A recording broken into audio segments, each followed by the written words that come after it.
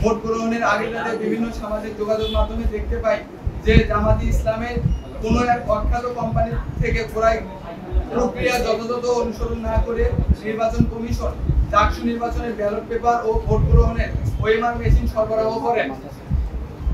ছাত্র শিবিরের প্যানেলকে বিজয়ী করার লক্ষ্যে ভোট গণনার কারচুপি করার বিষয়টি জানাজানি হলে শিক্ষক শিক্ষার্থীদের চাপের মুখে নির্বাচন কমিশন তাৎক্ষণিকভাবে ওএমআর মেশিনে ভোট গণনার সিদ্ধান্ত পরিবর্তন করে ম্যানুয়ালি পদ্ধতিতে ভোট গ্রহণের সিদ্ধান্ত নিয়ে প্রজ্ঞাপন জারি করেন।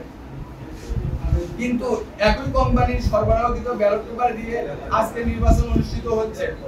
এতে করে ছাত্র শিবিরে তাদের নিজস্ব কোম্পানি থেকে আলাদা করে ব্যালট পেপার সংগ্রহ করে তার হিসাবের মাধ্যমে জয়ী হওয়ার জন্য নকশা করে রেখেছেন বলে আমরা মনে করছি। বিষয়টি নির্বাচন কমিশনকে জানালে এবং নতুন ব্যালট পেপারের মাধ্যমে ভোট গ্রহণের দাবি জানালে নির্বাচন কমিশন আমাদের দাবি না মেনে জামায়াতে ইসলামী কোম্পানির ব্যালট দিয়ে ভোট গ্রহণের সিদ্ধান্ত নেয়। এই কোম্পানি এই রকম পক্ষপাতমূলক আচরণের জন্য আমরা নির্বাচন কমিশনের প্রতি তীব্র ক্ষোভ ও নিন্দা প্রকাশ করছি। তারপরেও আমরা আশা রাখছি নির্বাচন কমিশন তাদের নিরপেক্ষতা বজায় রাখবে এবং ছাত্র শিবিরের নীল নকশা বাস্তবায়নে কোনো ধরনের অপতৎপরতা চালাবেন না। আমরা শুনতে পাচ্ছি জামাত শিবিরের অনেক নেতাকর্মী ক্যাম্পাসের আশেপাশে জড়ো হয়েছে।